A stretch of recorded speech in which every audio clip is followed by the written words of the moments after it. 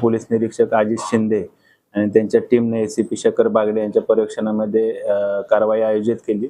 त्यामध्ये सुरेंद्र पाटील याच्याकडे एकूण 3 देशी बनावटीचे पिस्टल, 1 सिक्सर रिव्हॉल्वर, 7 गावठी कट्टे, 1 रिकामी मॅगझिन, 2 एअरगन आणि 405 जिवंत काडतुसे, त्याचबरोबर 167 छरे आणि लोखंडी तलवारी, सुरा, चाकू आणि इतर साहित्य, त्याचबरोबर 3,52,000च्या नकली नोटा असा एकूण मुद्देमाल जप्त करण्यात आलेला आहे।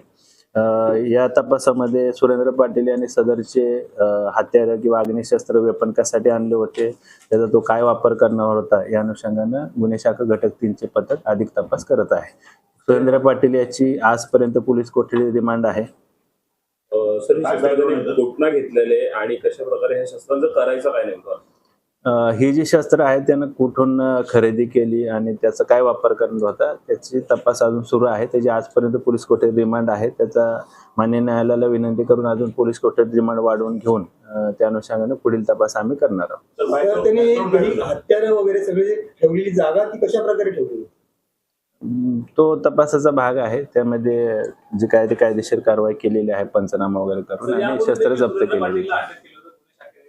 यापूर्वी त्याच्यावर आता पुन्हा त्याला अटक केलेला आहे, परंतु या दरम्यान कालावधीमध्ये पाहिजे तर नकली नोटा असतील किंवा रिव्हॉल्वर घेऊन शस्त्र घेऊन त्याच्या इंस्टाग्रामवरती ज्या रील्स आहेत त्या तो वारंवार पोस्टच करत होता। कायद्याचा धाक कुठे त्याला उरला नाहीये का? यापूर्वी सुरेंद्र पाटील याच्यावर एकूण 12 वेगवेगळे गुन्हे दाखल आहेत। शरीराविरुद्धचे असतील किंवा आर्म ऍक्ट प्रमाणे, शस्त्र अधिनियम प्रमाणे गुन्हे दाखल आहेत। त्याचबरोबर बलात्काराचे किंवा विनयभंगाचे सुद्धा गुन्हे दाखल आहेत। त्याच्यावर योग्य ते आम्ही प्रतिबंधक कारवाई करणार आहोत।